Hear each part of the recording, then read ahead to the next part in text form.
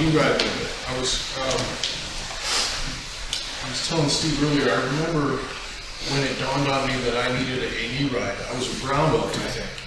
I don't even think I was a black belt yet. And there was a guy that came in to roll with me who was my height, but about 100 pounds heavier. So he was like 370 or so. Powerlifter. So he could squat 1,000 pounds, bench press 500 pounds. And I was rolling with him, and he grabbed me and threw me. And I crossed, passed it over, got cross-side and grabbed me and threw me a couple of feet away. And so I thought, that's interesting. And so after 2 or 3 times of doing that, I actually ripped my shorts off too, grabbed me and tore my clothes off. But after doing that a few times, I realized that, you know, lay down, Steve, there's no way I could stop him from pushing me straight up. It's impossible. Sometimes you might get an opponent like that, where if he decides he wants to bench press you, there's nothing you can do about it. But what he couldn't do is when he bench pressed me, he couldn't do anything to me here, because that's the extension of his arm. And so his strength was done here. And that's what I ended up having to use to finish him after that. And then I realized that's why knee ride exists. So there's one reason why everybody needs a knee ride. If you find some super huge person who has that much strength, sometimes you'll need it.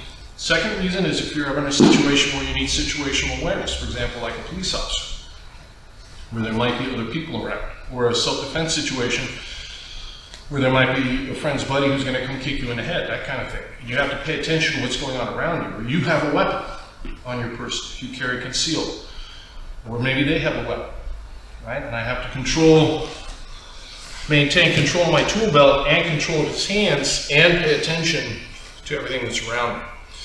So all those different situations, knee ride becomes really important. So you have to have it in your arsenal. And then some of you, well, it'll become a huge part of your game. If you roll with Rick, black belt from here, knee ride is a big part of his cross-set thing, right? Others of you, not so much. I rarely ever use knee ride. I went through a couple of years where I used it a lot to torture people, but I don't do it that often anymore. But everybody needs to have the basic knee ride. Okay, so that's what we're going to work tonight. I'm going to give you some general principles, let you play with it and find out the best way for you to start to work knee ride, and then we'll work the different attacks. Knee ride is a very aggressive position because you're up high and your hands are free. You can arm lock and choke both sides all around the body very quickly. And you can jump into those arm bars and chokes much quicker in some ways than you can from cross-side top. So it can be a very aggressive attacking position if you want it to be. So that's the other place, is if you're outmatching your partner and you just want to finish them, if you're that much better, knee ride is an awesome place to finish people. Because as soon as you hop up to knee ride, again, their arms start to become extended, their body becomes extended, and there's all these different things for you just to take. Make sense? So we'll start with getting there, and the traditional way to get there is oftentimes they'll be grabbing these. Okay, so they'll take a corner, take a hip, and take a shoulder. But if I'm cross-sides on Steve and he feels me take this grip, number one, it's grip dependent, and you guys know I don't like to do anything grip dependent, but number two, he knows exactly what I'm going to do, right? He knows I'm going to be lifting up here, and then he's going to be prepared for it. So we're going to work a defensive move first. This is probably the most important thing you need right now. If somebody knee rides you, and then I'm going to show you how to bypass it, and that's going to show us how to get on top of knee ride. Okay, so I'm on my back. And Coach Steve's over here cross-sides. And he hops up to knee ride all of a sudden, and then just sit up, straight up. Good, go back, do it again. So he hops up and sits up. Right here, he could throw 5, 6, 7, 8 punches to my head in a half a second. Right? This is a terrible spot for me.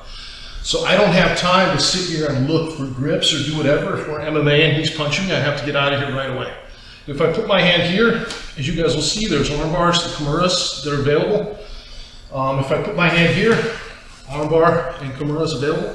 So the best place really is you want to keep this elbow down against your body. And I'm going to kind of go to his belt. And then I want this one down, and I'm going to kind of go to his knee. This one's hard for him to pick. It's like it's a little difficult. And because this one's lower, if he goes to grab it, I can try and retract it as opposed to being up here. So it's right here and here, and then I'm just going to move my foot close to my butt, and I'm going to shrimp away.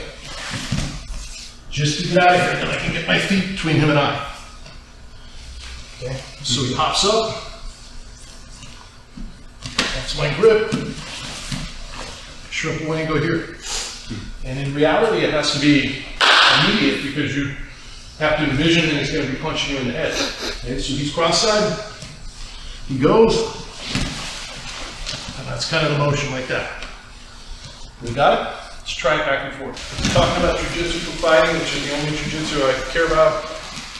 This is a high percentage move, right? If I'm hanging onto his gi, he doesn't have to worry about it immediately, right? If I'm locked in down here like this, well, I'm not punching Steve. It's when I'm here that he has to worry about it, and that's when you just explode into that movement, okay? So I know that, so I have to try and mount him in a way and take knee right in a way where I can avoid that happening to me. Okay, so there's lots of ways to do this. I'm just going to give you a very simple one. We can go from classic hand position. We can go from cross face and underhook. Right now I'll start from classic. And what I'm going to do is I'm just going to put my hand on his bicep. So my low arm is going to go on his bicep like this, and then when I'm ready, both hands go here, and I hop up like this. And I bring my knee up. Okay, and what that's doing is preventing him from turning towards me and escaping with his arm. He can't really push and shrimp away with just this hand. All right? I'm not going to do it that slow, but that's the idea. As soon as I pin the bicep, that's my motion. You can see my knees in here, and then I can settle, and that takes away that opportunity for him to use that exploding motion. Okay? Go ahead and give it a shot, back and forth. The most common thing for somebody to do is probably just grab and roll you. Okay? That's always a threat. So I pin the bicep, I hop up and I'm over here. He's just going to grab me and then do some form of an upa and roll you off is what's going to happen. Okay, so one thing that's really important here is I want to keep my body, for now, on the same side, my head on the same side as my body. Okay? So I'm on this side of Steve's body. I want my head on this side of the center line the whole time. So once I hop up, I'm going to move my head to that position, almost no matter what I do with my hands. There are different things I can do with my hands, but my head right away goes to this side. Okay, so we're here. And I'm being a little ambiguous about how we take this, skipping a lot of details. Obviously, I have to worry about him pulling me into guard, all kinds of other stuff. But you're cross-side, you find a moment where you're comfortable just pinning that arm. I hop up, and immediately my head shifts to the side. So if he went to roll me, very hard. My foot is hooked up against his hip and off the mat. Here, okay? Now, different people like to put their knee in different places, and there's good reasons for all of it. Sometimes they go up to the sternum, sometimes they're controlling the hip. Right now, I'm just going to go right across his hip. So my foot's on one hip, my knee's on the other, my head's over here. Now I'm in a pretty good spot here. I have good base. If Steve goes to roll me pretty hard, he goes to push into me, I can lean forward. I have control. Here with my hands, I'm controlling the inside space. I can start to attack and do whatever I want to do. My head is right here, which is super important. Okay? So we're moving around, we're doing everything. The most obvious thing people are going to do to you is they're going to always try and turn towards you, right? Generally, if they're going to roll, they get you to roll away or turn towards you. You know, if you roll away, you give me my back to back. So they're going to try and turn towards you. That means this shoulder is going to come off the mat, right? And so we usually focus on pinning the shoulder when the cross side's top. The way I'm going to pin that shoulder best is with my knee, my right knee. So when Steve goes to bring his shoulder off the mat, I'm driving this knee across. And that keeps this pin, okay? Keeping my head here, but my knee's going this way. If I relieve that pressure, this knee can start to lift up. If I maintain that pressure, very hard to bring that shoulder up. It's very difficult. My head's here. Second thing is if I lean too far forward, they'll just grab you and bridge that way. So you need to be a little more upright. So now my head's on this side, my body's upright, my knee is driving here to keep that shoulder pinned. Now it's hard for him to turn towards me, it's hard for him to bridge me this way, hard for him, he pushes into me. I can still lean forward and clear the arms a little bit.